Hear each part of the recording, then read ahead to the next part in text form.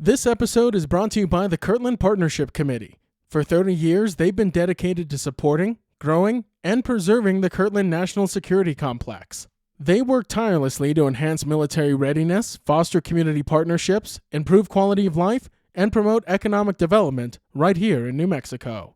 Join their mission to ensure that Kirtland remains a cornerstone of national security and a key provider of quality jobs and investment for all of Greater Albuquerque. Together, we can make a powerful impact. Kirtland Partnership Committee, proudly shaping the future of our national security for 30 years. While no New Mexican lost Medicare or SNAP benefits during the recent federal funding freeze under the Trump administration, the state did briefly lack $40 million in expected federal funds. And New Mexico's congressional delegation is pressuring the White House after reports of U.S. Immigration and Custom Enforcement agencies questioning tribal members here in New Mexico. With the latest on that story, I'm joined by Albuquerque Journal reporter Cathy Cook, who's in Washington. It's Thursday, January 30th, 2025. I'm Gino Gutierrez, and I'll have more on those stories in a few moments, plus a look at the Journal's other headlines and the weather forecast coming up on the leading news.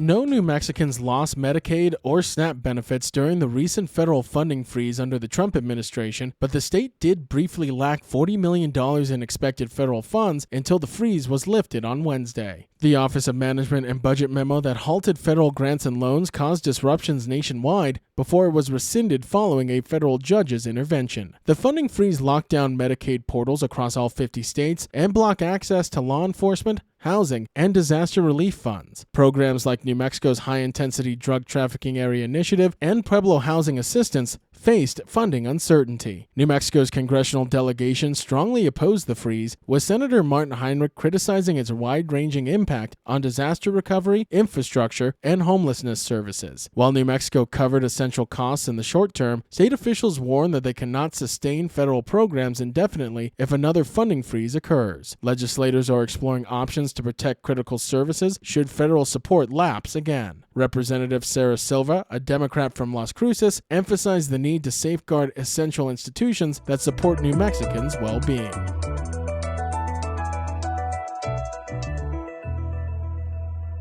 New Mexico's congressional delegation is putting pressure on the White House after reports of U.S. Immigration and Custom Enforcement agents questioning Native American tribal members. With more on this story, I'm joined by Albuquerque Journal reporter Cathy Cook, who's in Washington. Cathy, thank you so much for joining me. What's the latest you're hearing on this? Yeah, so readers probably remember, or I suppose listeners probably remember, last week there was a confirmed report of a Mescalero Apache woman in Rio Doso being asked by ICE to show her passport. And, since then, the Navajo Nation President Nygren, has been on the airwaves, on the radio, talking to the Navajo Nation about reports he's received that tribal members of the Navajo Nation have had some, I think he said specifically, traumatizing interactions with ICE recently. And then after, those two things happened, the congressional delegation has been asking the public to report incidences of tribal members being approached by ICE. Representative Teresa Ledger Fernandez specifically has been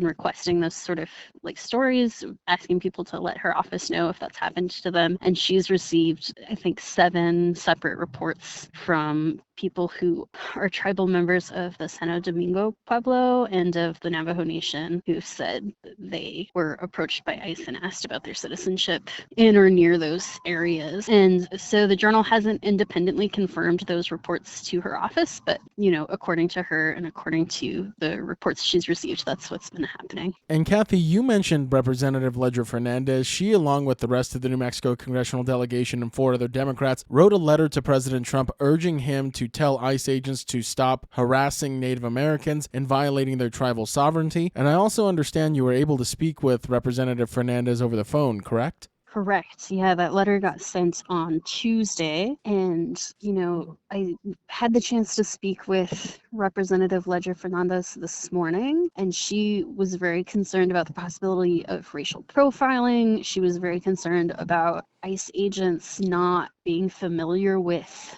tribal identification cards, tribal IDs. especially she's concerned that ICE is approaching these tribal members and is near like the Navajo Nation. But, according to the reports her office has gotten, some of these agents don't have any familiarity with these types of ID cards. And so to her, that's very troubling. And Kathy, I know this letter was just sent recently, but has there been any response from the White House that we've heard? Not yet. And, members of Congress send letters like this with some regularity. There were some notable letters that our congressional delegation sent to the Biden White House during his presidency. And usually if there is a response, it takes some time, and it may also not be a public response. We don't always get a public response to these kind of letters.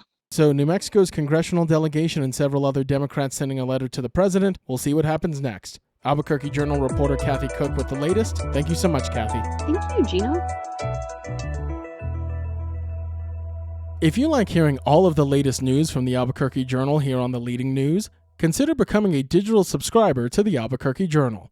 You can check our show notes for a discount code on a digital subscription and keep up with all the latest news from New Mexico's leading news source. In other headlines from the newsroom, Stephen Wells, a geologist and former president of New Mexico Tech, has filed a whistleblower lawsuit claiming that he was forced out after exposing financial mismanagement at the university. His main concern was the school's $46 million in cash reserves being held at a single bank with an extremely low return rather than being properly invested for higher gains. An independent audit confirmed that the university lost millions in potential interest income, and a legal review suggested that the bank agreement violated the New Mexico Constitution. Wells also investigated other financial mismanagement, including misuse of endowment funds, improper scholarship allocations, and unjustified royalty payments. Despite raising these concerns with the Board of Regents in 2020, no action was taken. In April 2023, he was abruptly removed by a 4-1 vote by the Regents, shortly after the bank's attorney became the board's president. Wells was asked to step down without being given a clear reason, and his request to remain as a tenured professor emeritus was denied. His lawsuit alleges that the university's agreement with the bank was not only financially irresponsible, but also put public funds at risk, as only a small fraction was insured by the FDIC. Legal and financial experts argue that the Regents failed in their fiduciary duty, benefiting the bank at the expense of the university. New Mexico Tech officials have not commented on the case.